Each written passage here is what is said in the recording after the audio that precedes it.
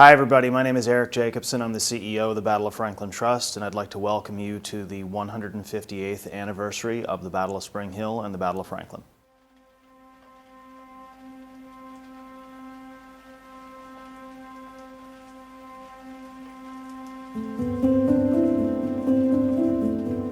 I think we have to talk about what happened here at the Battle of Spring Hill and the Battle of Franklin today, largely because the men who fought here talked about it for the rest of their lives. Men like Erastus Winters, he never forgot what he saw at Franklin. He watched as his friends, his neighbors, people from his own town were beaten to death in front of him. If it's important to a man like Erastus Winters, it's equally as important to a family of a man like Pleasant Hope. There is a letter to his daughter he hasn't met. That's a child that's going to go to the cemetery and remember what her father did. Remember her dead father. That's why it's important. It's because of their stories. It's not isolated. The Civil War didn't happen in a vacuum. The Battle of Franklin didn't happen in a vacuum. There was 30 years of hatred and animosity being built up and stored up, and it explodes across Middle Tennessee. And caught in the middle of all of it are men like Erastus Winters and Pleasant Hope. It all comes down to the people. It's a human experience. When you break it down to just the bare bones, you've got guys who are fighting here from north and south. You've got families who are living here who are impacted, who feel the repercussions. You have men who die here, that their families feel the ripple effects years after, generations after. You have the men who fought here who survived. If the soldiers who fought on November 30th in 1864 who survived come back to commemorate it year after year as long as they're alive, why shouldn't we? As time moves on, new generations emerge and old generations fade away. Why something is important, like Spring Hill or Franklin, changes.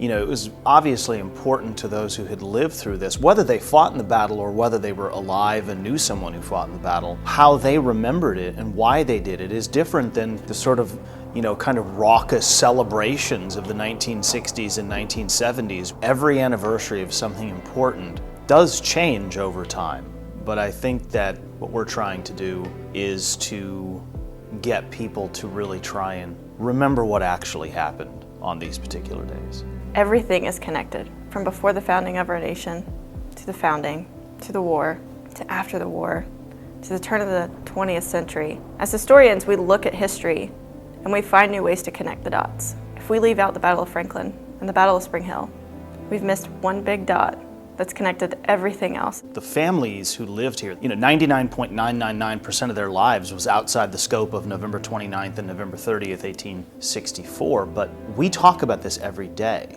And there's nothing that says that we have to do something special on the actual days, but we do because there is a power about remembering something when it happened. Remembering something long after all of those who lived it are dead is a powerful thing.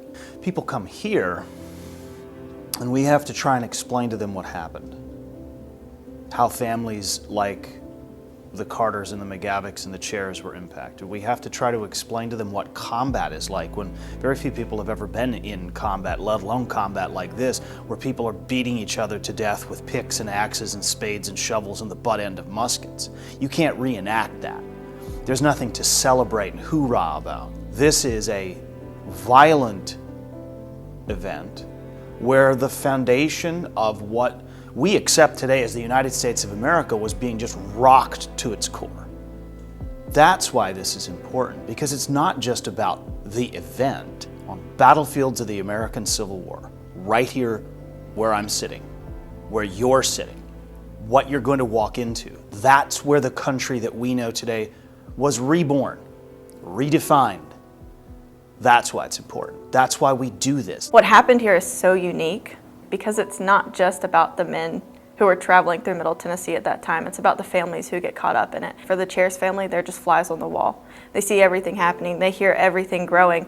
And at Franklin, the McGavicks and the Carters, they're right in the midst of it. The Civil War is not just about military movement.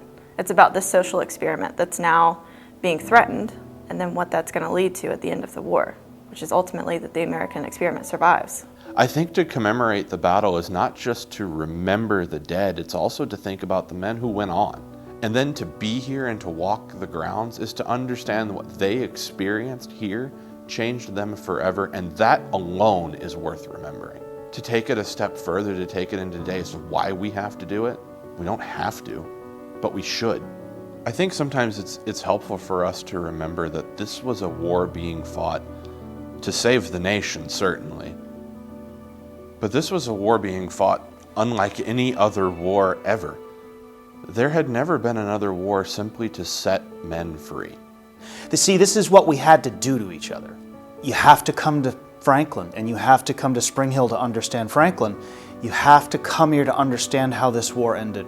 And these poor men on both sides were just cursed by birth. They were born at the right time to be thrown into this cauldron of fire, and some didn't make it.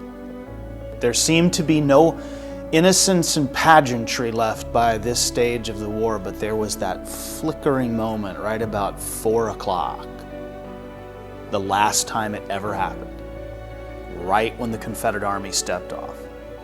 You can see the past colliding with the present. There's no other place like that. You have to come here. If you let it, you can feel it.